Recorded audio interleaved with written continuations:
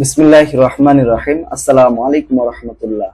প্রিয় শিক্ষার্থীরা, আজকের ক্লাসে আমরা নবম, দশম এবং এসএসসি পরীক্ষার্থীদের জন্য রসায়ন বিজ্ঞানের ষষ্ঠ অধ্যায় মোলের ধারণা ও রাসায়নিক গণনা এই অধ্যায়টির সমস্ত বেসিক বিষয়টা বিস্তারিতভাবে আলোচনা করব ইনশাআল্লাহ। তো দেখো, এই অধ্যায়টার মেইন যে টপিক গুলো সেটা একটু দেখে নি। মানে এই অধ্যায়ে আমরা কি কি পড়বো আর কি। মোলের ধারণা ব্যবহার করে সরল গাণিতিক হিসাব করব, নির্দিষ্ট ঘনমাত্রা দ্রবণ প্রস্তুত করব, প্রদত্ত তথ্য ও উপাত্ত ব্যবহার করে যৌগে উপস্থিত মৌলের শতকরা সংযুতি নির্ণয় করব, শতকরা সংযুতি ব্যবহার করে স্থূল সংকেত এবং আণবিক সংকেত নির্ণয় করব, মৌল ও যৌগমূলকের প্রতীক সংকেত ও যোজনী ব্যবহার করে রাসায়নিক সমীকরণ লেখা এবং সমতা বিধান করা, রাসায়নিক সমীকরণের মাত্রিক তাৎপর্য থেকে বিক্রিয়ক এবং উৎপাদের ভরভিত্তিক গাণিতিক সমস্যা সমাধান করব, তুতের ক্যালাসপানি শতকরা পরিমাণ নির্ণয় করব এবং নিক্তি ব্যবহার করে রাসায়নিক দ্রব্য পরিমাপ করব। এইগুলো হচ্ছে এই অধ্যায়ের মেইন টপিক। এখন প্রথম যে বিষয়টা আমাদের জানতে হবে এই অধ্যায়, সেটা হচ্ছে মোল কাকে বলা হয়। মোল 1 নম্বর আসতে পারে, মানে সৃজনশীল আসলে ক নম্বরে আসতে পারে। মোল কাকে বলা হয়? মোল হচ্ছে, দেখো, রাসায়নিক পদার্থের পারমাণবিক ভর অথবা আণবিক ভরকে গ্রাম এককে প্রকাশ করলে যে পরিমাণ পাওয়া যায় তাকে ওই পদার্থের কি বলা হয়? 1 মোল বলা হয়। দেখো, মোল কাকে বলা হয়? কোন পদার্থের গ্রামে প্রকাশিত আণবিক ভর বা পারমাণবিক ভরকে মোল বলা হয়। এখন এই যে আণবিক ভর কিভাবে বের করা যায়, দেখো, আণবিক ভর কিভাবে বের করা যায় সেটা শিখবো, তাহলে মোল সম্পর্কে আরো বিস্তারিত আমরা জানতে পারবো। আণবিক ভর হচ্ছে কোন মৌলিক বা যৌগিক পদার্থের মধ্যে যে পরমাণুগুলো থাকে তাদের আপেক্ষিক পারমাণবিক ভর নিজ নিজ পরমাণু সংখ্যা দিয়ে গুণ করে যোগ করলে প্রাপ্ত যোগফলই হলো ওই যোগের আপেক্ষিক আণবিক ভর হবে। বিষয়টা দেখো, একটা উদাহরণের মাধ্যমে দেখা যায়। সালফিউরিক অ্যাসিড, যেমন এর আণবিক ভর কত? এখানে কি আছে? সালফিউরিক অ্যাসিডের ভিতরে H2SO4 আছে। তো হাইড্রোজেনের পারমাণবিক ভর হচ্ছে 1, সালফারের পারমাণবিক ভর হচ্ছে 32 আর অক্সিজেনের হচ্ছে 16। এখন দেখো, এই যে একটা হাইড্রোজেনের পারমাণবিক ভর হচ্ছে 1, এখানে এই সংকেতের ভিতরে হাইড্রোজেন কয়টা আছে? 2টা, 2 দিয়ে গুণ করে দেবো। তারপর যোগ 32 এর পারমাণবিক ভর কত? সালফারের পারমাণবিক ভর কত? 32, আর একটা সালফেট আছে, এই জন্য একটা মাত্র করলাম কি, অন্য কোনো সংখ্যা এটা গুণ করলাম না, ঠিক আছে, সালফারের সাথে। এরপর অক্সিজেন আছে, অক্সিজেনের 16 আর অক্সিজেন আছে 4টা, গুণ করে দিলাম। টোটাল গুণ করে যোগ করলে 98 হলো। এইভাবে আমরা সালফিউরিক অ্যাসিডের আণবিক ভর বের করে ফেলতে পারি। দেখো, এখানে যদি প্রশ্ন করে আপেক্ষিক আণবিক ভর বের করার উপায়। আপেক্ষিক আণবিক ভর বের করার জন্য কোন অণুতে যতগুলো পরমাণু থাকে ওই পরমাণুগুলোকে নিজ নিজ পারমাণবিক ভর দ্বারা গুণ করতে হয় এবং গুণ করার পরে এই গুণফলগুলোকে যোগ করলে আপেক্ষিক আণবিক ভর পাওয়া যায়। দেখো, এখানে আরো রয়েছে যৌগ, যেমন ক্যালসিয়াম কার্বনেটের আণবিক ভর, এখানে সোডিয়াম কার্বনেটের আণবিক ভর। তারপর দেখো, কপার সালফেট 5 অণু পানির আণবিক ভর বের করার সিস্টেম এইটা রয়েছে। সবগুলোর একই রকম, তোমরা এটা বের করবা। যেমন পটাশিয়াম পারম্যাঙ্গানেট, তারপরে পটাশিয়াম ডাইক্রোমেট, ঠিক আছে। এখানে আরো কয়েকটা চার্ট দেওয়া হয়েছে, দেখো যেখানে, যেমন গ্রিন ভিট্রিয়ল মানে ফেরাস সালফেট আর কি, এর সংকেত এটা আণবিক ভর দেখবে এত হবে। তারপর এখানে দেখো ব্লু ভিট্রিয়ল মানে কপার সালফেট ইনটু 5 অণু পানি, এটাকে ব্লু ভিট্রিয়ল বলা হয়। হোয়াইট ভিট্রিয়ল, অনেক সময় এগুলো দিয়ে দেয়, নাম বলে দেয়, মানে এরকম জিঙ্ক সালফেট 7 অণু পানি না বলে বলবে যে হোয়াইট ভিট্রিয়ল এর আণবিক ভর কত, তাহলে এত হবে। মানে এটা আমাদের মনে রাখতে হবে কোনটাকে হচ্ছে হোয়াইট ভিট্রিয়ল বলা হয়। অয়েল অফ ভিট্রিয়ল বলা হয় সালফিউরিক অ্যাসিড কে, H2SO4 কে, ঠিক আছে। কস্টিক লোশন আছে, এই যে সিলভার নাইট্রেট, তারপরে ক্যান্ডি ফ্লুইড, এই যে পটাশিয়াম পারম্যাঙ্গানেটটাকে বলা হয় যেটা, ঠিক আছে। এইভাবে চার্টের সবগুলো দেওয়া আছে, তোমরা এখান থেকে পড়ে নিতে পারো। আচ্ছা, এরপরে আমরা চলে যাই অ্যাভোগাড্রো সংখ্যা কাকে বলা হয়। অ্যাভোগাড্রো সংখ্যা কি?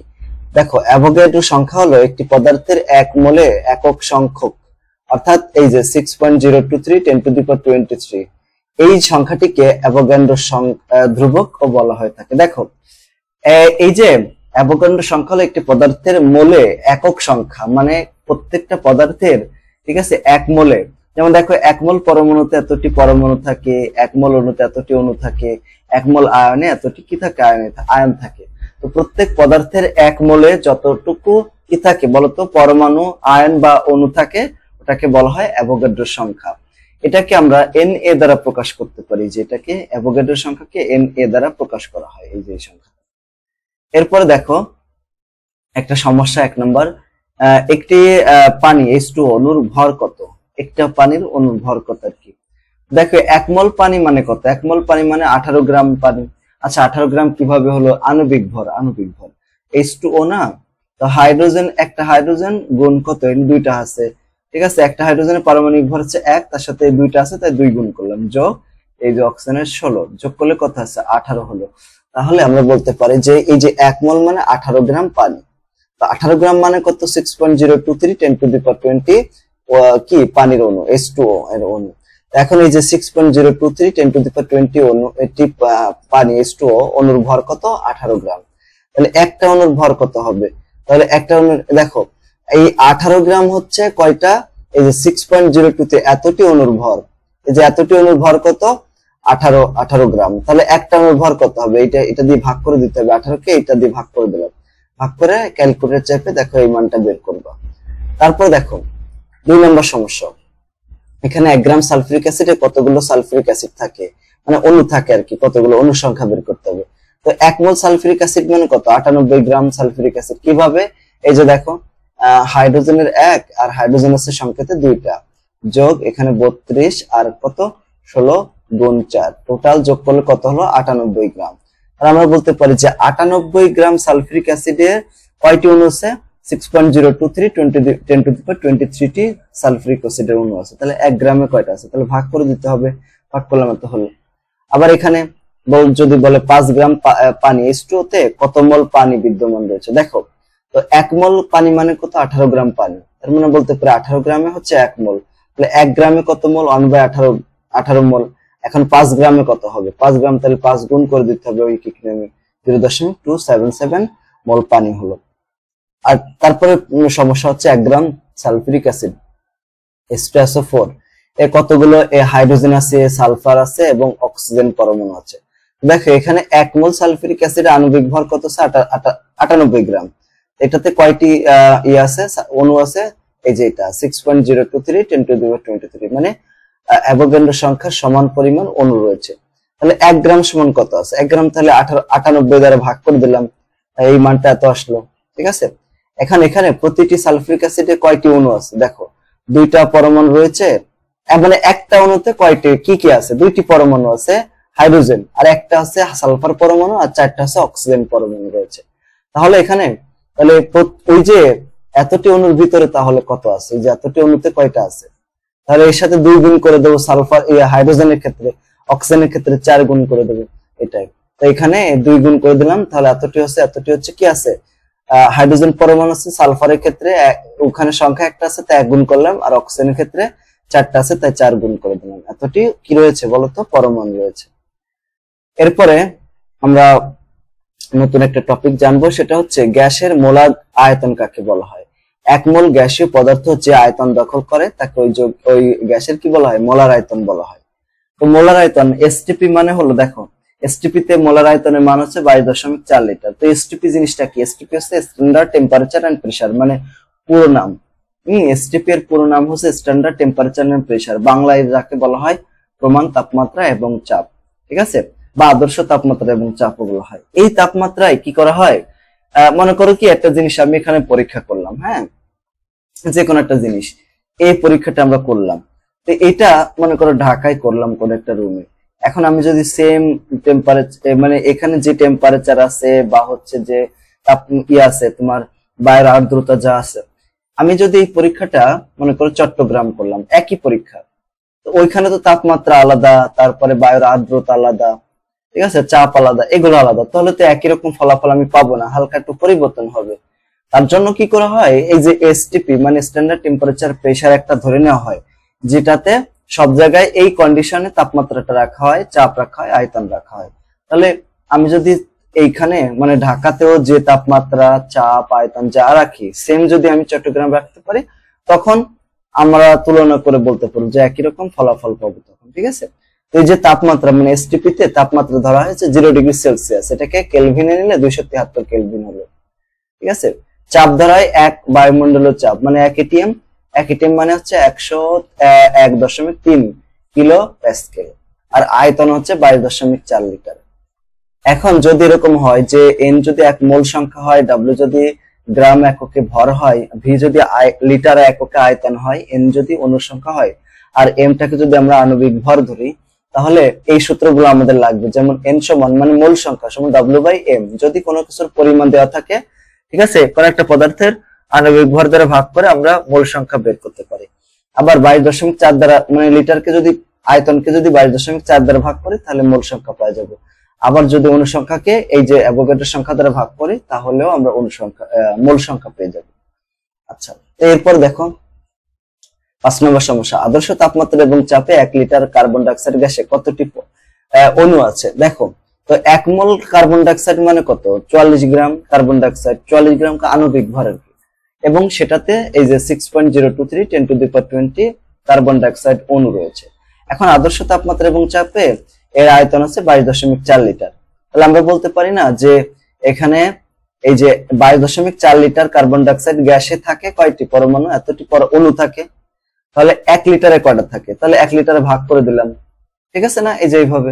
এখন যদি বলে যে 5 লিটারে কয়টা থাকে, তাহলে আমি এর সাথে আরো 5 গুণ করে দিতাম। এইভাবে এই মানগুলো বের করতে হবে। 6 নম্বর দেখো, প্রমাণ অবস্থায় 5 লিটার মিথেন গ্যাসে কয়টি হাইড্রোজেন পরমাণু আছে? তাহলে দেখো একইভাবে 1 মোল মিথেন মানে কত? 0.623 10 to the power 23 T methane অণু, মানে 22.4 লিটার, ঠিক আছে, প্রমাণ অবস্থায়। তাহলে আমরা বলতে পারি 1 লিটার, অতএব 1 লিটার যে মিথেন গ্যাসে কতটুকু কতগুলো আছে তোমার মিথেন পরমাণু আছে, অণু আছে আর কি। তাহলে 22.4 দ্বারা ভাগ করে দিলাম, তাহলে এত হলো। আর এখানে বলছে কি 5 লিটার, তাহলে 5 লিটার, তাহলে 5 এর সাথে গুণ করে দিতে হবে। এই যে এতটি কি আছে? CH4 অণু আছে। এখন প্রতিটি CH4 অণুতে 4টা কি আছে? হাইড্রোজেন পরমাণু আছে। তাহলে এখানে কয়টা আছে? দেখো টোটাল আমরা মিথেন অণু পাইলাম কয়টা? এই যে এতটি হচ্ছে মিথেন অণু হলো, এতটি মিথেন অণু, প্রত্যেকটাতে আছে 4টা। তাহলে এতটাতে কয়টা আছে? তাহলে 4 গুণ করে দিলাম, গুণ করে দিলে এত হলো, এতটি পরমাণু হাইড্রোজেন পরমাণু আছে। এবার 7 নাম্বার, 5 মোল কার্বন মনোক্সাইড গ্যাসের প্রমাণ অবস্থায় আয়তন কত হবে? আয়তন তো আমরা জানি, দেখো এন সমান সূত্র যেটা জানি সেটা দিয়ে করি। যদি ভি বাই 22.4 লিটার, এখন এই যে এন এর মান কত? 5, এই যে এন এর মান হচ্ছে 5, তো 5 দিলাম, 5 সমান ভি বাই 22.4, তাহলে ভি সমান কত হবে? এটার সাথে 4 গুণ হয়ে যাবে, এই যে 112 লিটার হয়ে গেল। প্রমাণ অবস্থায় 5 লিটার 5 মোল গ্যাসের আয়তন হবে 112 লিটার। তারপর দেখো এখানে প্রমাণ অবস্থায় 5টি কার্বন ডাইঅক্সাইড অণুর আয়তন কত হবে? তো আমরা জানি 1 মোল কার্বন ডাইঅক্সাইড মানে কত? এই যে 6.023 10 to the power 20 carbon dioxide অণু, মানে 22.4 লিটার প্রমাণ অবস্থায়। তাহলে একটি কার্বন ডাইঅক্সাইড অণুর আয়তন কত হবে? তো একটার জন্য কি করতে হবে? এই সংখ্যা দ্বারা ভাগ করে দিতে হবে ওই যে 22.4 কে। তাহলে আমরা এটা একটা কার্বন ডাইঅক্সাইড অণুর আয়তন পেয়ে গেলাম। তাহলে দেখো একটি কার্বন ডাইঅক্সাইড অণুর আয়তন এই যে এটা পেলাম, মানে এটা ভাগ করে দিলাম। তাহলে 5টা কার্বন ডাইঅক্সাইড অণু পালে, তাহলে 5 গুণ করে দিতে হবে, এই যে এত লিটার। তাহলে দেখো 5টি কার্বন ডাইঅক্সাইড অণুর আয়তন হবে এই যে এত লিটার। এটাই আছে आंसर, এটাই তো চেয়েছে, দেখছো এরকম। তারপরে প্রমাণ অবস্থায় 5টি কার্বন ডাইঅক্সাইড অণুর আয়তন কত? ঠিক আছে, এখানে কি ছিল? এখানে ছিল প্রমাণ অবস্থায় 5টি কার্বন ডাইঅক্সাইডের আয়তন। এখানে প্রশ্নটা একটু চেঞ্জ করা। এখানে প্রশ্নটা হচ্ছে যে প্রমাণ অবস্থায় এই যে 10 গ্রাম হাইড্রোজেন এর আয়তন কত? এর আয়তন এটা আমরা বের করব, আয়তন, ঠিক আছে। প্রশ্নটা হচ্ছে এটা। দেখো এখানে দেওয়া আছে W মানে ভর হচ্ছে 10 গ্রাম, আর হাইড্রোজেনের ভর পারমাণবিক ভর যেটা আমরা জানি 2 গ্রাম। H2 তো এজন্য তার একটা হাইড্রোজেনের পারমাণবিক ভর হচ্ছে 1, তাহলে H2 আছে, তার মানে 2 হবে। আয়তন কত? তো আমরা জানি n সমান W বাই কত m, তাহলে n সমান কত হবে? মানে মোল সংখ্যা কয়টা হবে? 5 হলো। আবার আমরা আয়তনের যে সূত্র জানি n সমান v বাই 22.4, এগুলো আছে আমরা মানে সূত্র দিয়ে ম্যাথ করে পড়লাম আর কি। তো v সমান কত হবে? n ইনটু 22.4, তো n এর মান এখানে যে 5, তাহলে এটার সাথে গুণ করলে হচ্ছে 112 লিটার এরকম। এখন মোল এবং আণবিক সংকেত কাকে বলা হয়? মোল এবং আণবিক সংকেতের মধ্যে একটি সরাসরি সম্পর্ক রয়েছে। কোন পদার্থের আণবিক সংকেত থেকে প্রাপ্ত আণবিক ভরকে গ্রাম এককে প্রকাশ করলে যে পরিমাণ পাওয়া যায় ওটাকে কি বলা হয়? পদার্থের এক মোল বলা হয়, তাই না? যেমন এটা তো আমরা দেখলাম, যেমন পানির আণবিক ভর আছে H2O, পানির আণবিক ভর কত হবে? সংকেত হচ্ছে H2O, আর এখানে ভর কত? 18 গ্রাম। তো 18 গ্রাম পানি মানে 1 মোল পানি, এরকম। তো একে কি করা হয়, গ্রাম আণবিক ভরও অনেক সময় বলা হয়। তো এখানে পানি এর আণবিক সংকেত থেকে আমরা কি কি জানতে পারি? তো জানতে পারি যে ওটা আসলে কার সংকেত, যেমন পানির সংকেত। তারপর এখানে অনুসংখ্যা জানতে পারি, মানে 1 অণু পানি সমান H2O, 1 মোল অণু পানি সমান H2O এরকম। তো 1 অণু পানিতে 2টা হাইড্রোজেন পরমাণু আছে এবং একটা অক্সিজেন আছে, এটা আমরা জানতে পারি। আবার 1 মোল পানিতেও 2 মোল হাইড্রোজেন পরমাণু এবং 1 মোল অক্সিজেন পরমাণু আছে, এগুলো জানতে পারি। পরীক্ষা আসতে পারে যে এটা সংকেত থেকে আমরা কি কি জানতে পারি, অথবা এটা সংকেতের তাৎপর্য কি। ঠিক আছে, মনে করো এটা আসলো পরীক্ষায় ক্যালসিয়াম কার্বনেট CO3 এর সংকেতের যে তাৎপর্য, তাহলে এগুলো আমাদের লিখতে হবে তাৎপর্যগুলো। ঠিক আছে, আচ্ছা এখন আরো মজার একটা বিষয়, সেটা হচ্ছে মোলার দ্রবণ কাকে বলা হয়। নির্দিষ্ট তাপমাত্রায় 1 লিটার দ্রবণের মধ্যে যদি 1 মোল দ্রব দ্রবীভূত থাকে, তবে ওই দ্রবণকে বলা হয় 1 মোলার দ্রবণ বলা হয়। কি বললাম, দেখো একটা পাত্র নিবা, সেই পাত্রে তুমি কি করবা, পানি নিবা 1 লিটার। 1 লিটার নিলে তার ভিতরে মনে করো চিনি নিলাম, 1 মোল চিনি নিলাম। 1 মোল চিনি নিলে তার ঘনমাত্রা যা হবে তাকে বলা হয় 1 মোলার, তাকে বলা হয় মোলার দ্রবণ, যদি 1 মোল দ্রব দ্রবীভূত করি। ঠিক আছে, তাহলে দেখো 1 লিটার দ্রবণে যদি 2 মোল দ্রব দ্রবীভূত করি, তবে সেটা 2 মোলার দ্রবণ হবে। যদি 1 লিটার দ্রবণে 0.5 মোল দ্রব দ্রবীভূত থাকে, সেটাকে সেমি মোলার দ্রবণ বলা হয়। সেমি মোলার দ্রবণের ঘনমাত্রা 0.5 m। যদি 1 লিটার দ্রবণে 0.1 মোল দ্রব দ্রবীভূত করি, তাহলে সেটাকে ডেসিমোলার দ্রবণ বলা হয়, এবং ডেসিমোলার দ্রবণের ঘনমাত্রা হবে 0.1 m। যদি 1 লিটার দ্রবণে 0.01 মোল দ্রব দ্রবীভূত থাকে, তাহলে সেটাকে সেন্টিমোলার দ্রবণ বলা হয়, এবং তার ঘনমাত্রা কত, 0.01। এখন এই যে দেখো, আমরা যে দ্রবণ সম্পর্কে মানে একটা শব্দ এখানে আমরা জানলাম, দ্রব, তারপর দেখো এবং দ্রবণ, এই যে দুইটা শব্দ দেখছো, এই দুইটা জিনিস আসলে কি। তাহলে দেখো যে দ্রবণ কাকে বলা হয়। দ্রবণ হচ্ছে 2 বা ততোধিক পদার্থের সমসত্ব মিশ্রণ, যার যে কোনো অংশের উপাদান, গঠন, ভৌত এবং রাসায়নিক ধর্ম একই থাকে, এবং উপাদানগুলোর আপেক্ষিক অনুপাত একটা নির্দিষ্ট সীমার মধ্যে পরিবর্তন করা যায়, তাকে দ্রবণ বলা হয়। দেখো দ্রবণ মানে দ্রব এবং দ্রাবক।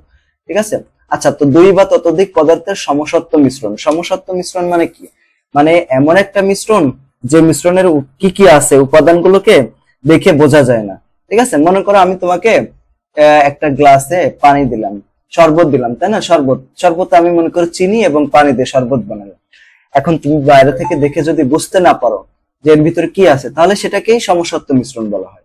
কিন্তু যদি বাইরে থেকে বোঝা যায় এর ভিতরে কি কি আছে, এইগুলো যদি বোঝা যায়, যেমন দেখো তুমি যদি পানির ভিতরে ওই যে আছে না বালু মিশাই দাও, তাহলে তো নিশ্চয়ই জমা হয়ে যাবে, এটা তো দেখে বোঝা যাবে, সেটাকে সমসত্ব মিশ্রণ বলা যাবে না। ঠিক আছে, তো সমসত্ব মিশ্রণ হলে উপাদানগুলো কি কি আছে এর ভিতরে, দ্রবণের ভিতরে কি কি আছে এটা বোঝা যায় না, তাহলে সেটাকে বলা হয় কি, দ্রবণ।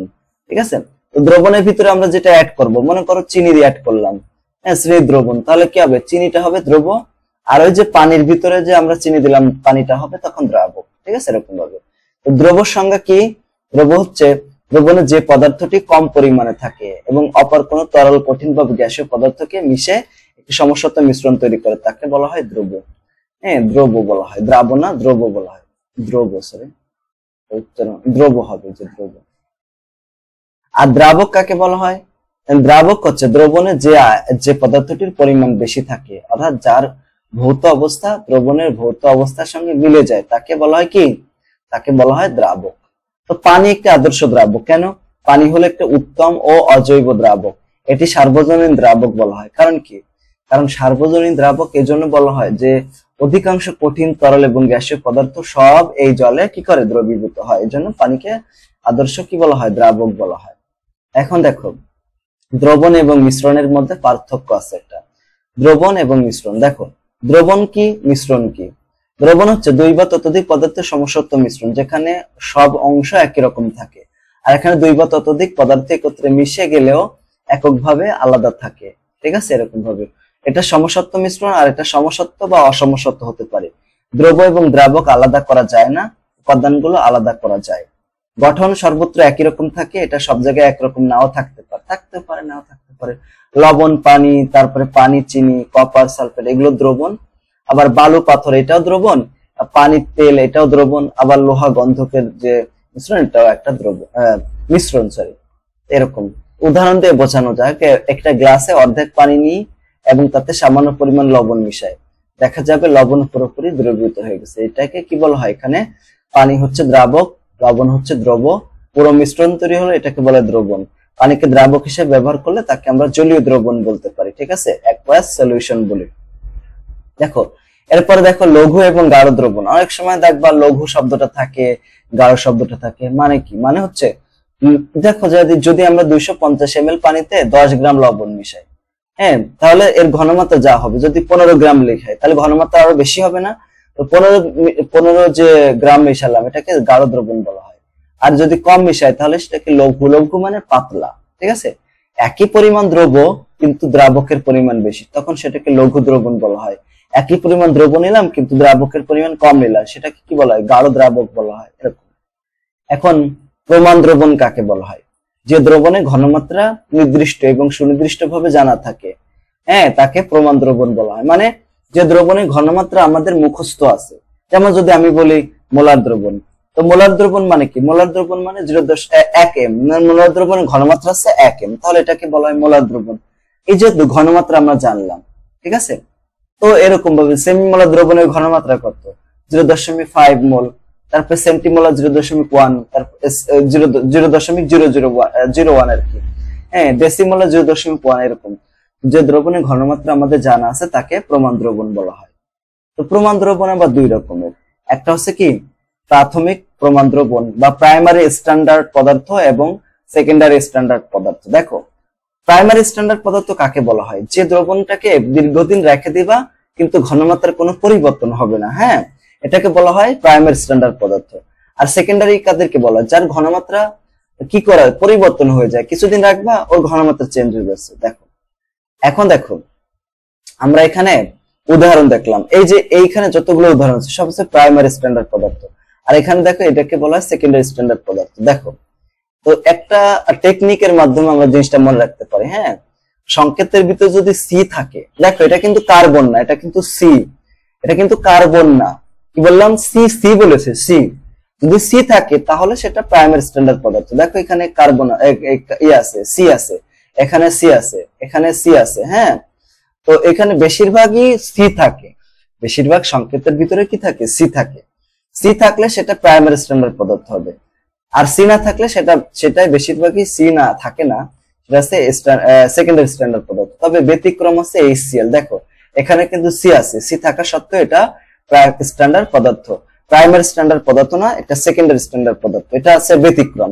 এখান থেকে এমসিকিউ আসে, বুঝছো? অনেক সময় কি এমসিকিউ আসে, তোমাকে বলবে কি এরকম আসলো, মনে করো এটা আসলো সোডিয়াম হাইড্রোক্সাইড, এটা কি প্রাইমারি স্ট্যান্ডার্ড পদার্থ নাকি সেকেন্ডারি স্ট্যান্ডার্ড পদার্থ? দেখো এখানে সি নাই, সি নাই মানে এটা সেকেন্ডারি, মনে রাখবা। কিন্তু এটা ব্যতিক্রম, যে HClটা, তাছাড়া বাকি সবগুলো মিলে যাবে, হ্যাঁ, এরকম মনে রাখবা। তারপর দেখো পরীক্ষা আসতে পারে যে HCl কেন গৌণ বা সেকেন্ডারি স্ট্যান্ডার্ড পদার্থ। দেখো তো সেকেন্ডারি স্ট্যান্ডার্ড পদার্থ কাদেরকে বলা হয়? সময়ের সাথে যার ঘনমাত্রা পরিবর্তন বা মোলারিটি পরিবর্তন হয়ে যায় সেই পদার্থকে গৌণ প্রমাণ পদার্থ বলা হয়। তো যদি তুমি HClটাকে দীর্ঘদিন রেখে দাও বাতাসে বা কোথাও রেখে দাও, কিছুদিন পর দেখবে ঘনমাত্রা পরিবর্তন হয়ে গেছে। তো এই যে ঘনমাত্রা পরিবর্তন হয়ে গেল, এর জন্য এটাকে প্রাইমারি স্ট্যান্ডার্ড পদার্থ না বলে সেকেন্ডারি স্ট্যান্ডার্ড পদার্থ বলা হয়। তো এখান থেকে দেখো উদাহরণ আছে না, এখান থেকে আসতে পারে।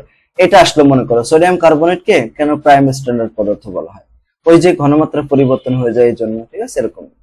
আচ্ছা, তো বিভিন্ন মোলারিটি দ্রবণ প্রস্তুত করণ কিভাবে বিভিন্ন দ্রবণের বিভিন্ন মোলারিটি দ্রবণ প্রস্তুত করা যায়? যেমন মোলারিটির সংজ্ঞা, নির্দিষ্ট তাপমাত্রায় 1 লিটার দ্রবণে যত মোল দ্রব্য দ্রবীভূত থাকে তাকে ওই দ্রবণের কি বলা হয়? মোলারিটি বলা হয়, ঠিক আছে। তো একটা নির্দিষ্ট তাপমাত্রায় 1 লিটার দ্রবণে যত মোল দ্রব্য দ্রবীভূত থাকে তাকে ওই দ্রবণের কি বলা হয়? মোলারিটি বলা হয়। আচ্ছা, তো নির্দিষ্ট তাপমাত্রায় আমাদের যদি মানে আমরা একটা মোলারিটির নির্দিষ্ট, ঠিক আছে, ঘনমাত্রার দ্রবণ তৈরি করতে চাচ্ছি, তাহলে কি কি ধাপ আছে? প্রথমে আমাদের একটা আয়তনিক ফ্লাক্স নিতে হবে, তো প্রয়োজনীয় পদার্থ পরিমাপ করে ওজন করে নিতে হবে, আর আমরা সেখানে পানি ঢেলে খানিকটা পানি দিয়ে ভালোভাবে ঝাঁকাতে হবে এবং ফ্লাক্সের নির্দিষ্ট দাগ পর্যন্ত পানি ভরে নিতে হবে। আচ্ছা, তো আমরা যে সূত্রটা ব্যবহার করতে হবে মোলারিটি সম্পর্কিত যে সূত্র হচ্ছে S সমান 1000 W ভাগ আছে MV। এখানে S টা কি? দেখো এখানে S টা হচ্ছে মোলারিটি, যার একক হচ্ছে M, মোলার।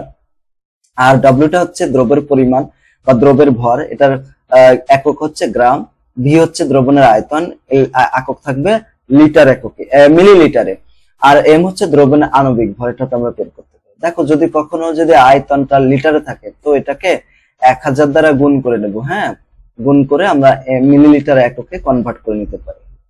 এখন পরীক্ষা আসতে পারে যে মোলারিটি কাকে বলা হয়। দেখো এর আগে যেটা পড়লাম সেটা কিন্তু মোলারিটি, রয়রস্যি টয়রস্যি, আর এটা কিন্তু লয়রস্যি টয়রস্যি, মোলালিটি। একটা আছে মোলারিটি আর একটা আছে মোলালিটি।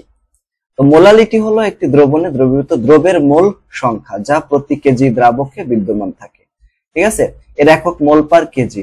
যদি 1 কেজি দ্রাবকে 2 মোল দ্রব্য দ্রবীভূত থাকে তাহলে তাকে 1 মোল বলা হয়। ওখানে কিন্তু লিটার এককে, আর এখানে কিন্তু পরিমাণ হিসাব করা হয়, ঠিক আছে, পরিমাণটা। দেখো দ্রবণের ঘনমাত্রা তাপমাত্রার উপর নির্ভর করে কেন? ওই যে একটা বিষয় দেখো, এই যে এখানে এর সমান কত, 1000 ডব্লিউ ভাগ আছে এমভি। এই যে তাপমাত্রা পরিবর্তন হলে এই যে আয়তন কি করে, পরিবর্তন হয় না? তাপমাত্রা বাড়ালে আয়তন বেড়ে যায়, তখন এই যে ঘনমাত্রা কি হয়ে যায়, কমে যায়। আবার তাপমাত্রা কমালে আয়তন কমে যায়, তখন ঘনমাত্রা বেড়ে যায়। এর জন্য দ্রবণের ঘনমাত্রা কি তাপমাত্রার উপর নির্ভরশীল। মোলারিটি তাপমাত্রার উপর নির্ভর করে কেন? এই যে এই জন্য, এই যে কারণ মোলারিটির সাথে লিটারের বা আয়তনের সম্পর্ক রয়েছে, এই জন্য। যদি বলি 0.25 এম, হ্যাঁ, সোডিয়াম হাইড্রোক্সাইড বলতে কি বোঝায়, দ্রবণ বলতে কি বোঝায়, মানে আমরা বুঝবো যে 1 লিটার দ্রবণে এত মোল দ্রব্য দ্রবীভূত আছে, ঠিক আছে, একটু বললেই শেষ। তারপর দেখো এখানে সমস্যা 1 নাম্বার, এখানে 250 মিলিলিটার আয়তনিক ফ্লাক্সে 0.2 মোলার সোডিয়াম ক্লোরাইড দ্রবণ কিভাবে প্রস্তুত করব আমরা। এখানে যে বিষয়গুলো দেওয়া আছে, যেমন দেখো এখানে মোলার ঘনমাত্রা দেওয়া আছে, এই যে এটা হচ্ছে ঘনমাত্রা, আর এখানে কত, এত মিলিলিটার আছে, এটা হচ্ছে আয়তন, আর আণবিক ভর সোডিয়াম ক্লোরাইড এর আণবিক ভর বের করতে পারবে যেটা, ঠিক আছে, এটা হচ্ছে আণবিক ভর। তো এখানে দ্রব্যের ভর ডব্লিউ সমান কত, তো আমরা ডব্লিউ এর পরিমাণ বের করার যে সূত্র, ডব্লিউ সমান এসএমভি ভাগ আছে 1000। তো এখানে এসএমভি আর 1000 বসিয়ে দিলাম, কত হলো এই মানটা 2.925 গ্রাম হলো। এখন আমরা কি করব, একটা আয়তনিক ফ্লাক্স নেব যার আয়তন থাকবে 250। কেন 250? দেখো কারণ এই যে 250 মিলিলিটার আয়তনিক ফ্লাক্স নিয়ে এত মোলার দ্রবণ তৈরি করবে, এর জন্য। এরপরে এত গ্রাম কি করব, সোডিয়াম ক্লোরাইড নেব। সোডিয়াম ক্লোরাইড কেন নিলাম, কারণ আমরা সোডিয়াম ক্লোরাইডের দ্রবণ তৈরি করতেছি, হ্যাঁ, কত গ্রাম, এই যে আমরা হিসাব করে যত গ্রাম পাবো ওই যে নিলাম। নেওয়ার পর কি করব, আয়তনিক ফ্লাক্সে সোডিয়াম ক্লোরাইড ঢেলে খানিকটা পানি নিয়ে ঝাঁকাতে হবে, যখন হয়ে যাবে তারপর আয়তনিক ফ্লাক্সে এখানে এরকম ভাবে দাগ কাটা থাকে, তাই না, দাগ কাটা থাকে যে 250 ml পর্যন্ত, তখন এই লেভেল পর্যন্ত আমরা এই পর্যন্ত পানি নিয়ে আমরা লেভেল করে দেব, তাহলে ঘনমাত্রা ওইটা অত হয়ে যাবে, হ্যাঁ। এরপর দেখো পরে প্রশ্ন যে 250 ml দ্রবণে 20 গ্রাম সোডিয়াম কার্বনেট থাকলে সোডিয়াম ক্লোরাইডের মোলারিটি কত হবে। এখানে ডব্লিউ যেটা এটা যে গ্রাম দেওয়া আছে তাই দেখলাম এটা হচ্ছে ডব্লিউ এর মান, ভি হচ্ছে 250, আর আণবিক ভর তো দেওয়া থাকবে না, এটা তো বের করে নিতে হবে। তো আমরা জানি এর সময় 1000 ডব্লিউ ভাগ এমভি, মানগুলো বসিয়ে দিলাম, এই 0.755 এম হয়ে গেল। 3 নম্বর সমস্যা, এই যে একটি 250 ml দ্রবণের মধ্যে 20 গ্রাম পদার্থ দ্রবীভূত থাকলে এবং ওই দ্রবণের মোলারিটি 0.75 মোলার হবে, ওই দ্রবণের আণবিক ভর কত হবে। তো দেখো এখানে আয়তন ভিটা আমরা লিখলাম, এটা যেটা দেওয়া আছে, দ্রবণের ভর দেওয়া আছে যেটা দ্রব্যের ভর এটা লিখলাম, মোলারিটি যা আছে এটা লিখলাম।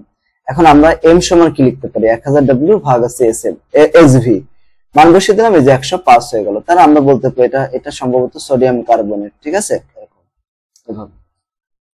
তুমি 200 ml সেমিমোলার সোডিয়াম কার্বনেট দ্রবণ কিভাবে তৈরি করবা। তো দেখো আয়তন আছে কত, 200, আচ্ছা।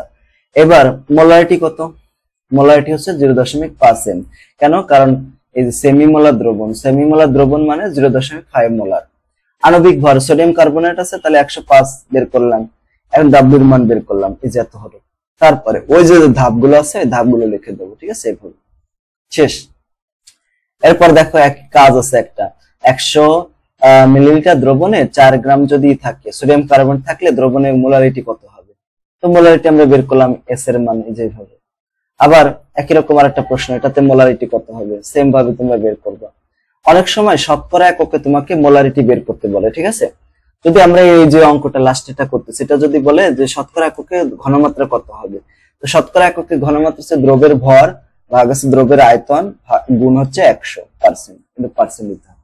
এখন এই যে যেমন এখানে দেখো দ্রবের ভর কত গ্রাম আছে, দেখো এই যে এখানে 4 গ্রাম আছে, এই যে 4, তাহলে এখানে 4 দিলাম, এই যে উপরে এই যে এখানে 4 দিলাম।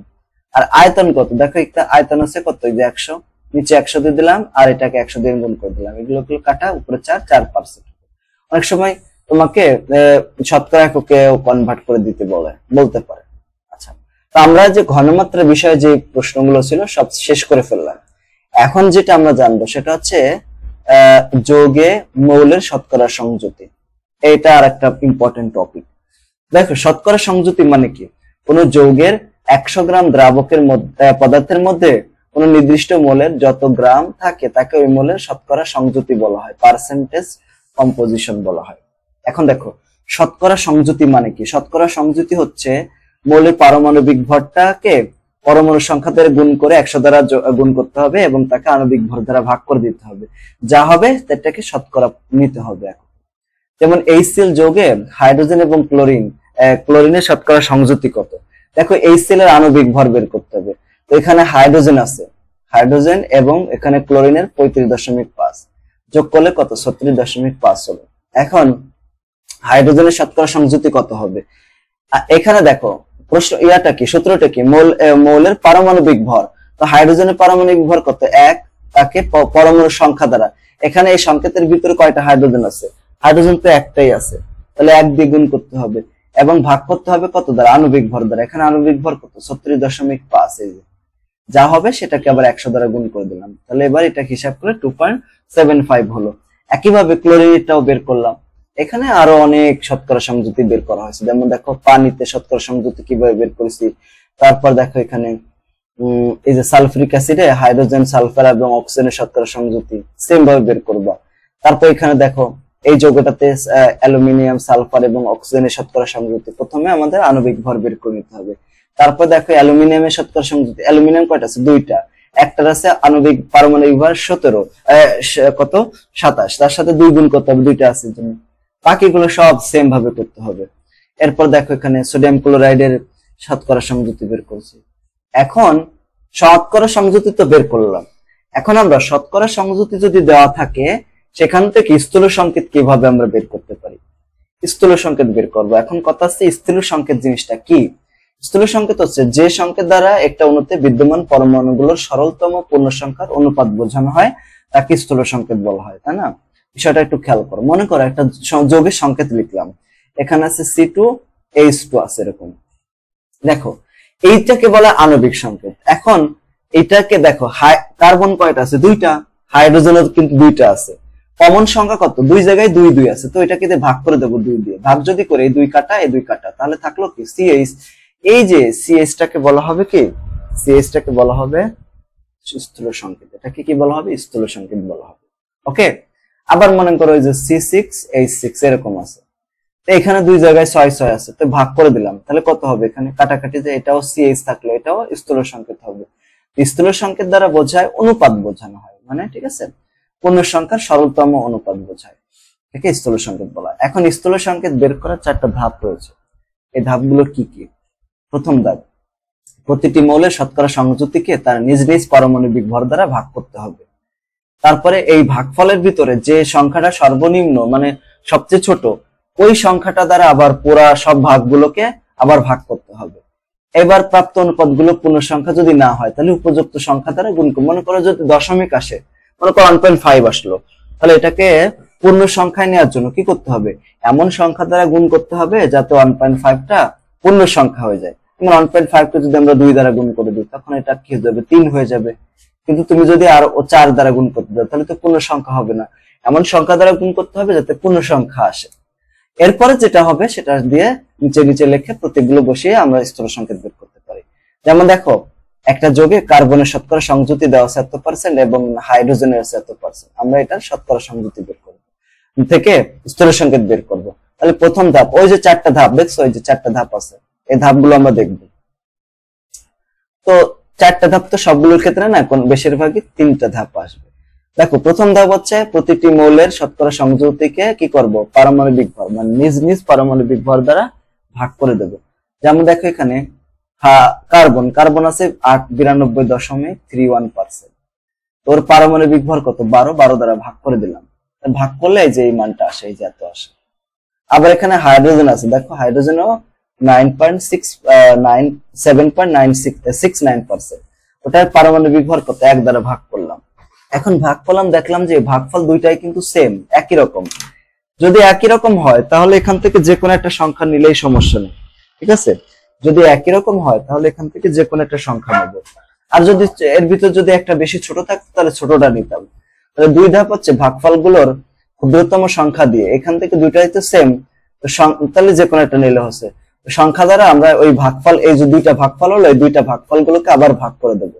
যেমন দেখো এটাকে যদি আমরা এই সংখ্যা দ্বারাই ভাগ করি তাহলে 1 আসবে, আবার এটাকে যদি আমরা এই সংখ্যা দ্বারা ভাগ করি তাহলে 1 আসবে।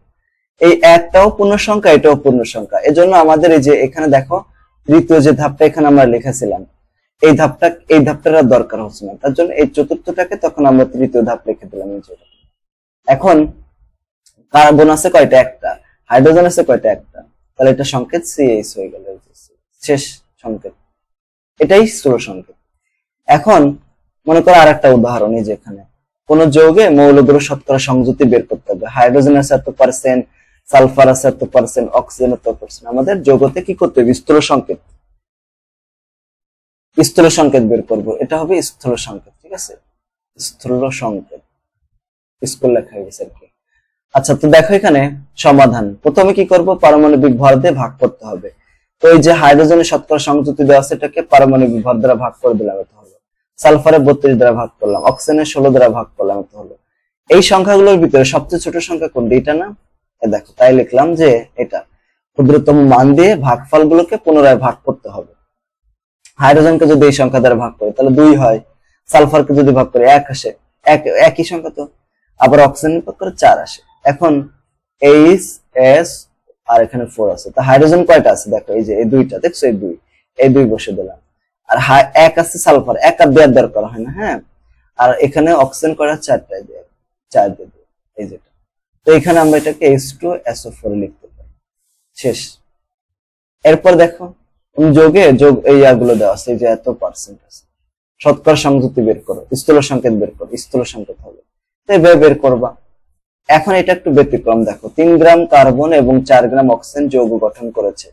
তো যৌগটির স্থূল সংকেত বের করতে, মানে একটা যৌগের ভিতরে 3 গ্রাম কার্বন আছে, 4 গ্রাম অক্সিজেন আছে, তাহলে ওইটার সংকেত বের করতে হবে, স্থূল সংকেত। যেমন দেখো এখানে কি করতে হবে? পারমাণবিক ভর দিয়ে ভাগ করতে হবে। কার্বনের কত গ্রাম? 3 গ্রাম আছে, এটাকে কত? 12 দ্বারা ভাগ করে দিলাম, তাহলে এই মানটা আসে। অক্সিজেনের 16 দ্বারা ভাগ করে দিলাম, এটা দুইটা কিন্তু সেম, একই সংখ্যা, তার জন্য যে কোনো একটা দিয়ে ভাগ করে দিলে হয়ে যাবে। সংকেতটা কি হবে? সংকেত হবে দুইটাই সিও আছে, একটা একটা করে আছে জন্য। এখন স্থূল সংকেত আমরা বের করেছি, তোমাকে এখন যদি বলে যে শতকরা সংযুতি থেকে আণবিক সংকেত বের করো, কি সংকেত? আণবিক সংকেত বা রাসায়নিক সংকেত যদি বের করো। আণবিক সংকেত কি? একটি মৌল বা যৌগের অণুতে যে ধরনের মৌলের পরমাণু থাকে তাদের প্রতীক এবং প্রত্যেক মৌলের পরমাণু সংখ্যা দিয়ে প্রকাশিত আণবিক সংকেতকে আণবিক সংকেত বা রাসায়নিক সংকেত বলা হয়। যেমন দেখো এখানে যদি এরকম থাকে, মনে করো একটা যৌগে কার্বন আছে 6টা, তাহলে 6 দিয়ে দিলাম। হাইড্রোজেন আছে কয়টা? 6টা। একদম এইভাবে যদি প্রকাশ করি তখন এটাকে বলে আণবিক সংকেত। স্থূল সংকেত এবং আণবিক সংকেতের মধ্যে একটু পার্থক্য রয়েছে, ঠিক আছে? কিরকম পার্থক্য? যেমন দেখো স্থূল সংকেত যৌগে উপস্থিত বিভিন্ন মৌলের পরমাণুর সরল অনুপাত সম্পর্কে জানা যায়, আর এটা প্রকৃত পরমাণু সংখ্যা সম্পর্কে জানা যায়। তারপরে একটি শুধুমাত্র মৌলগুলোর অনুপাত বোঝায়, আর এটা মৌলগুলোর কি প্রকৃত সংখ্যা নির্দেশ করে। সবচেয়ে কি করে? ছোট পূর্ণ সংখ্যা প্রকাশিত হয়, আর এটি সরল নাও হতে পারে। যেমন দেখো এগুলো এরকম সরল নাও হতে পারে। তারপরে এইসো হাইড্রোজেন পারঅক্সাইড মানে স্থূল সংকেত, আর এই দেখো এর আণবিক সংকেত হবে H2O2। তো আণবিক সংকেত সমান স্থূল সংকেত গুণ হচ্ছে n, যেখানে n হচ্ছে পূর্ণ সংখ্যা। আণবিক সংকেত দ্বারা স্থূল সংকেত নির্ণয় করা যায়। যেমন দেখো একটা যৌগ আমরা এখানে দেখলাম, ধরা যাক কোন যৌগের কার্বন আছে এত%, হাইড্রোজেন এত% আছে। তো ওই যৌগের আণবিক ভর হচ্ছে 98 গ্রাম। তাহলে ওই যে আণবিক সংকেত বের করতে হবে। প্রথমে আমাদের কি করতে হবে জানো? একদম মজার একটা বিষয় হচ্ছে, প্রথমে আমাদের স্থূল সংকেতটা বের করে নিতে হবে। দেখো ধাপ 1 ধাপ 2 এগুলো তো আমরা বুঝেছি। তো স্থূল সংকেত বের করেছি, প্রথমে এইটুকু করে নিতে হবে এই পর্যন্ত। এখন এখান থেকে আছে নতুন বিষয় শুরু, এখান থেকে মাত্র এতটুকু। স্থূল সংকেত সিএইচ হলে স্থূল সংকেতের আণবিক মানে আণবিক সংকেত কত হবে? তো আণবিক সংকেত ধরে নিলাম এই যেটা, মানে এন দ্বারা গুণ করে দিলাম। হ্যাঁ, এখন এই স্থূল সংকেতের আণবিক ভর কত হবে? স্থূল সংকেত কি হয়েছে? সিএইচ, কার্বনের পারমাণবিক ভর কত? 12, আর হাইড্রোজেন হচ্ছে 1, যোগ করলে কত হচ্ছে? 13। এটা হচ্ছে স্থূল সংকেতের আণবিক ভর। তো এখন আণবিক ভর আবার দেওয়া আছে 98 গ্রাম। তো এই আণবিক ভরকে যদি আমরা স্থূল সংকেতের আণবিক ভর দ্বারা ভাগ করে দিই তাহলে কত পেলাম? এই যে 6 পেলাম, 6। আচ্ছা, তো এখন এন এর মান কত? 6 হলো। তাহলে এই যে সংকেতটা, এখানে আমরা এন এর মানটা বসাই দেবো। এখানে কত? 6, এই 6 শেষ। এটা আণবিক সংকেত বের হয়ে গেল। তো এখানে আণবিক সংকেত থেকে স্থূল সংকেত নির্ণয় করার।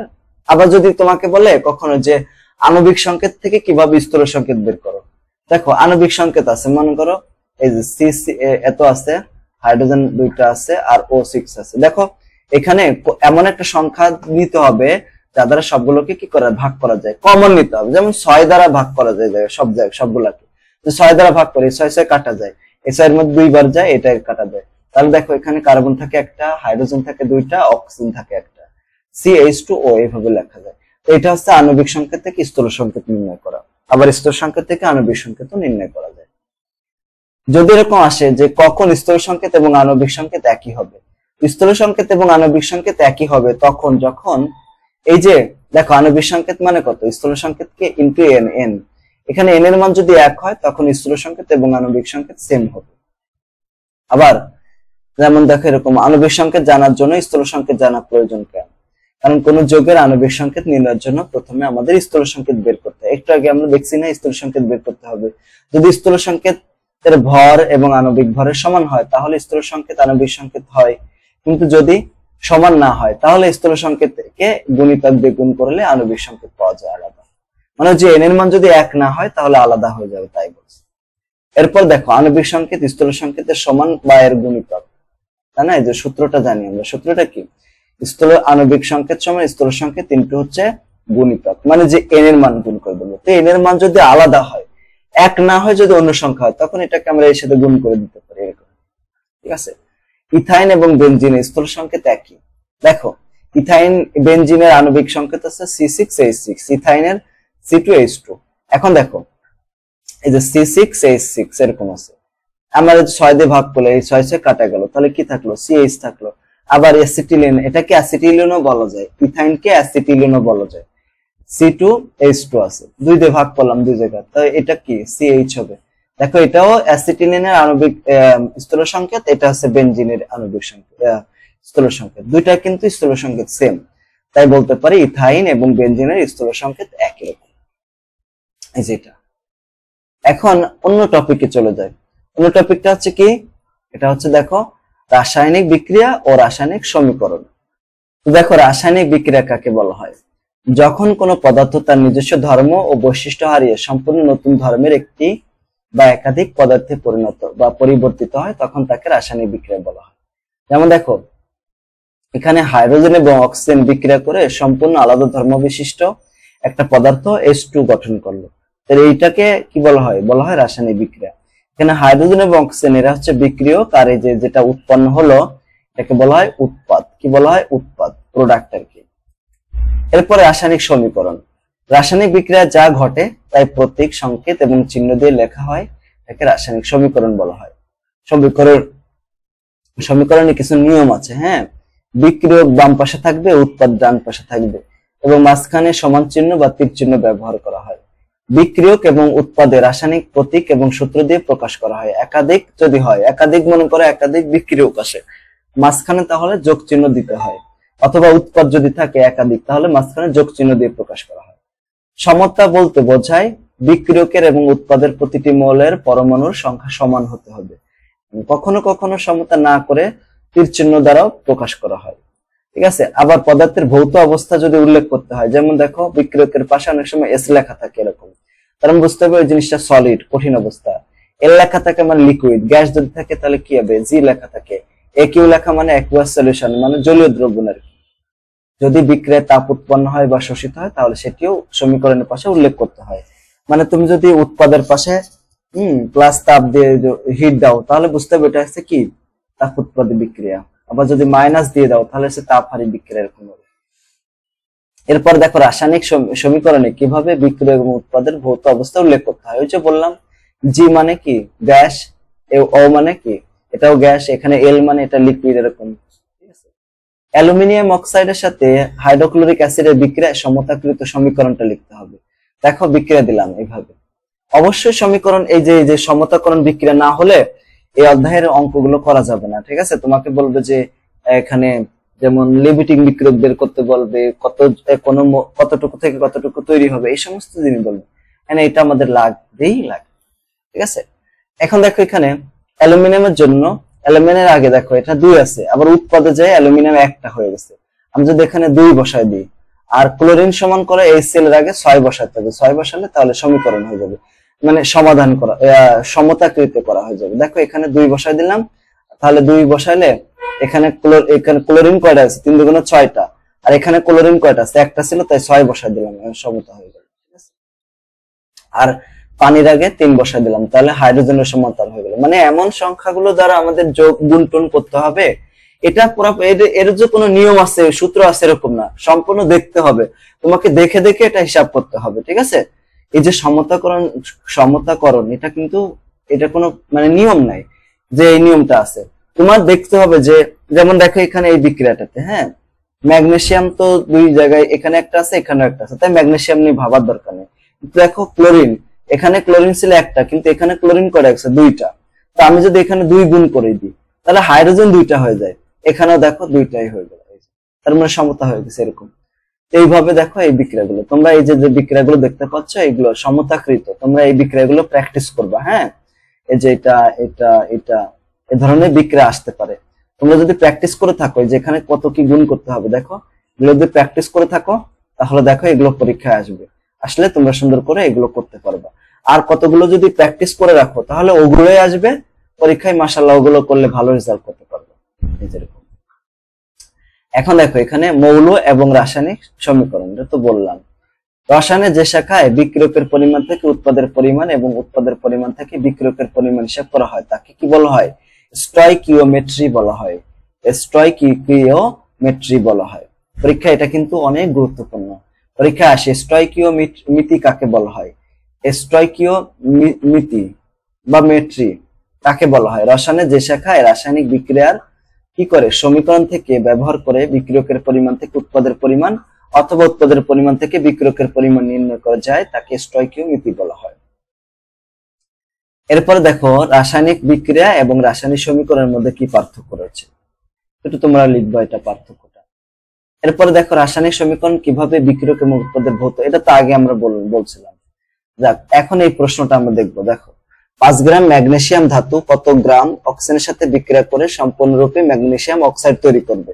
তো আমাদের সর্বপ্রথম কি করতে হবে, এই সমতাকৃত বিক্রিয়া দিতে হবে, যে রাসায়নিক সমীকরণ দিতে হবে। তো এখান থেকে দেখো, এখান থেকে আমরা একটা জিনিস দেখতে পাচ্ছি, সেটা হচ্ছে দেখো মানে ম্যাগনেসিয়াম 2 গ্রাম 2 আছে 2 মোল, আর ম্যাগনেসিয়াম এর পারমাণবিক ভর হচ্ছে কত 24, তো গুণ করলে কত হয় 48। তার আমরা বলতে পারি 48 গ্রাম ম্যাগনেসিয়াম ধাতু বিক্রিয়া করে এইখানে 32 গ্রাম, দেখো 16 আর অক্সিজেন আছে 2টা, তার মানে 16 গ্রাম 32 গ্রাম অক্সিজেনের সাথে, তাহলে 1 গ্রাম ম্যাগনেসিয়াম ধাতু বিক্রিয়া করবে, আরো কম হবে, তাহলে ভাগ করতে হবে। আর এখানে আছে দেখো 5 গ্রাম ম্যাগনেসিয়াম, তাহলে 5 গুণ করে দিলাম, এই দেখো তাহলে হিসাব করলাম 3.33 গ্রাম। এভাবে আমরা বিক্রিয়কের পরিমাণ থেকে আরেকটা বিক্রিয়কের পরিমাণ বের করলাম। ঠিক আছে, এইভাবে। 2 নম্বর প্রশ্ন, 2 গ্রাম ম্যাগনেসিয়াম ধাতুর সাথে প্রয়োজনীয় পরিমাণ অক্সিজেন সরবরাহ করলে কত গ্রাম ম্যাগনেসিয়াম অক্সাইড তৈরি হবে? এখানে বিক্রিয়কের পরিমাণ থেকে উৎপাদের পরিমাণ বের করব। একইভাবে দেখো এখানে কত 48 গ্রাম হলো, তাই না? এখন আমাদের এই যে ম্যাগনেসিয়াম অক্সাইড লাগবে, এখানে দেখো 2 ইন্টু এখানে ম্যাগনেসিয়ামের পারমাণবিক ভর হচ্ছে 24 আর এই 16 যোগ করলে কত হয়? 24 আর 16 যোগ করলে 40 হয়, তাকে ডাবল করলে হয় 80 গ্রাম। তাই আমরা এখানে লিখছি 48 গ্রাম ম্যাগনেসিয়াম থেকে উৎপন্ন হয় 80 গ্রাম ম্যাগনেসিয়াম অক্সাইড। তো আমাদের 2 গ্রাম থেকে 1 গ্রাম থেকে কত হবে, তাহলে ভাগ 2 গ্রাম থেকে তাহলে 2 গুণ করে দিতে হবে, যে গুণ করলাম, এই যে এত গ্রাম ম্যাগনেসিয়াম অক্সাইড তৈরি হবে। ঠিক আছে, এই যে দেখো আমরা এইভাবে হিসাব করলাম 2 গুণ 80, দেখি মানটা ঠিক আছে কিনা, ভাগ হচ্ছে কত, এই যে 48। 3.33, ঠিক আছে। এরপর একটা প্রশ্ন, সমস্যা। প্রয়োজনীয় পরিমাণ ম্যাগনেসিয়াম সরবরাহ করলে 10 গ্রাম ম্যাগনেসিয়াম অক্সাইড উৎপন্ন করতে কত গ্রাম কি লাগবে? অক্সিজেন লাগবে। এটা উৎপাদকের মানে পরিমাণ থেকে, উৎপাদের পরিমাণ থেকে বিক্রিয়কের পরিমাণ হিসাব করতেছি। তো একই রকম ভাবে এই বিক্রিয়াটা আমরা দিব। দেওয়ার পরে আমাদের এখন কার পরিমাণ বের করতে হবে? দেখো অক্সিজেনের পরিমাণ। যার পরিমাণ বের করতে হবে তাকে ডান পাশে রাখতে হবে। হ্যাঁ, তার জন্য দেখো 40 গ্রাম ম্যাগনেসিয়াম, এটা কোথা থেকে পেলাম? এই যে এখান থেকে। আচ্ছা দেখো 40 গ্রাম কেন লিখলাম? কারণ এখানে দেখো, আচ্ছা তুমি চাইলে এখানে 80 গ্রাম থেকে এখানে 32 গ্রাম এটাও ব্যবহার করতে পারো। এখানে 80 গ্রাম লিখতে হবে। এখানে কি লিখতে হবে? 80 গ্রাম।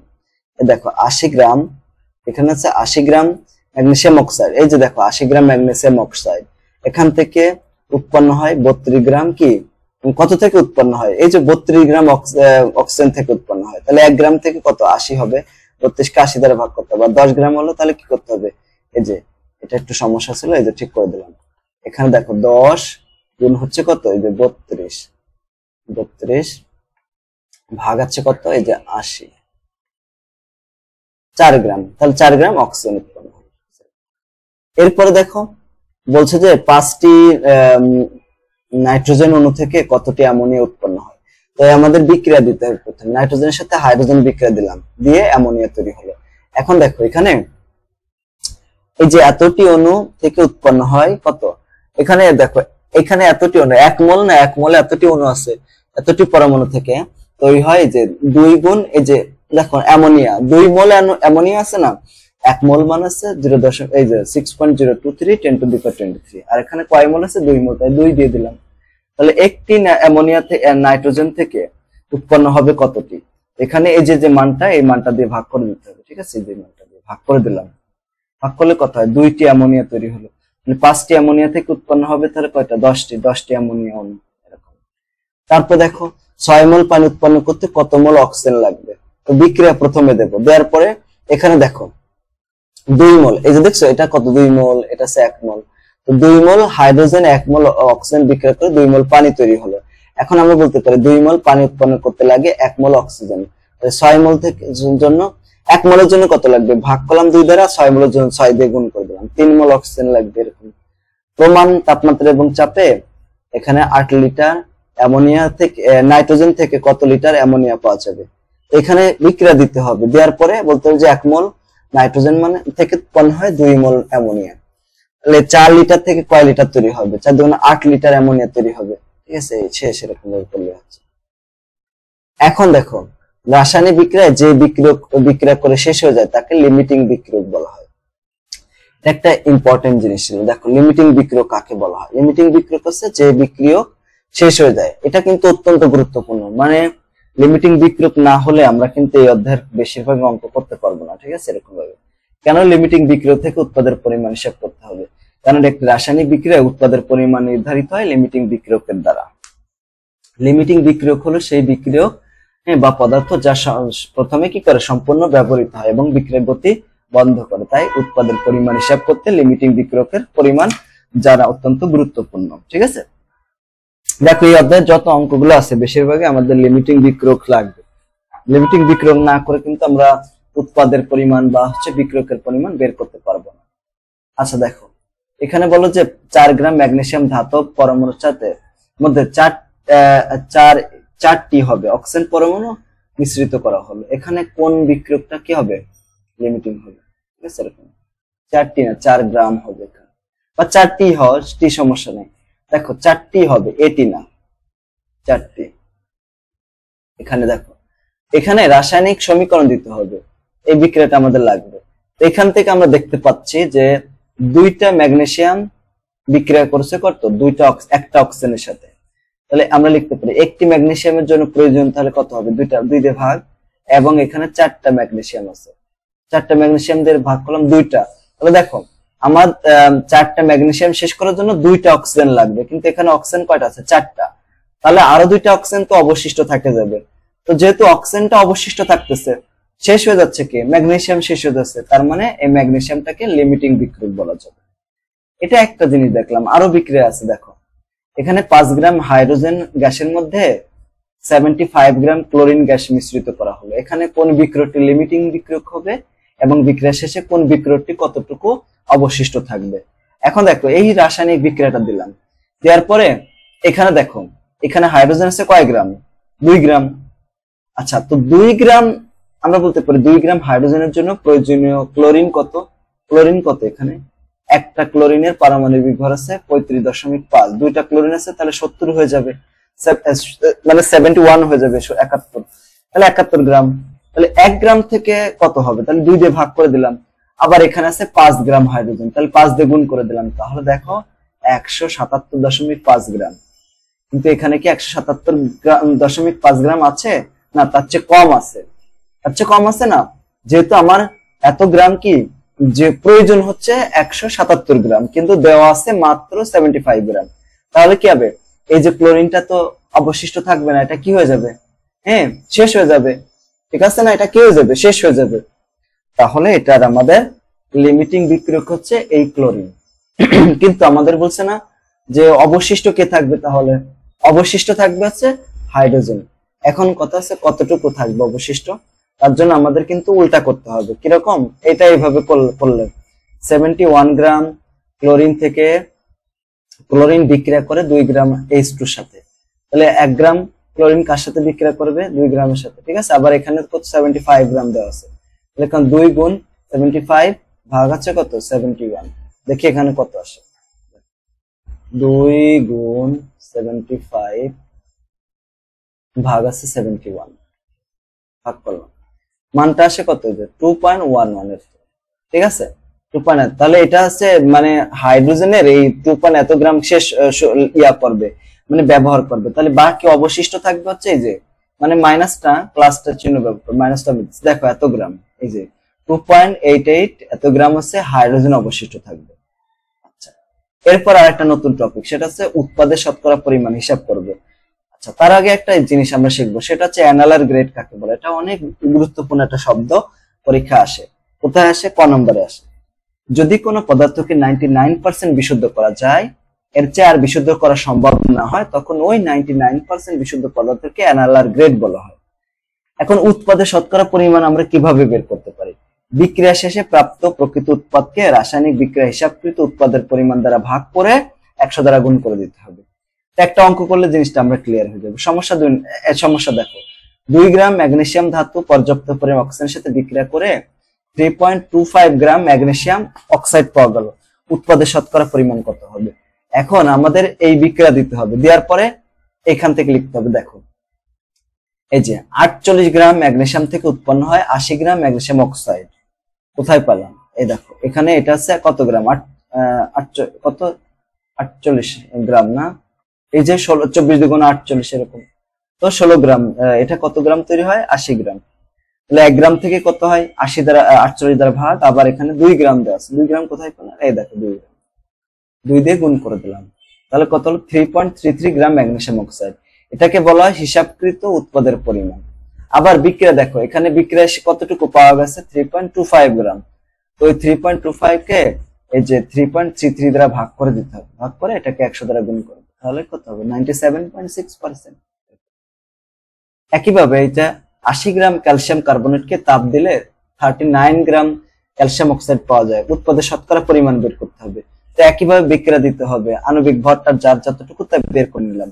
এখন এখানে বিক্রিয়া থেকে দেখো, এখানে ক্যালসিয়াম কার্বনেটের পরিমাণ কত, 100 গ্রাম, ঠিক আছে। তাহলে 100 গ্রাম ক্যালসিয়াম কার্বনেট থেকে আমরা 56 গ্রাম, 56 গ্রাম ক্যালসিয়াম অক্সাইড পাচ্ছি। তাহলে 1 গ্রাম থেকে কতটুকু পাইলাম, আর 80 গ্রাম, 80 কোথা থেকে পেলাম, এই যে 80, এই যে সংখ্যাটা, তাহলে এখানে কত পেলাম, 44.8 গ্রাম ক্যালসিয়াম কার্বনেট।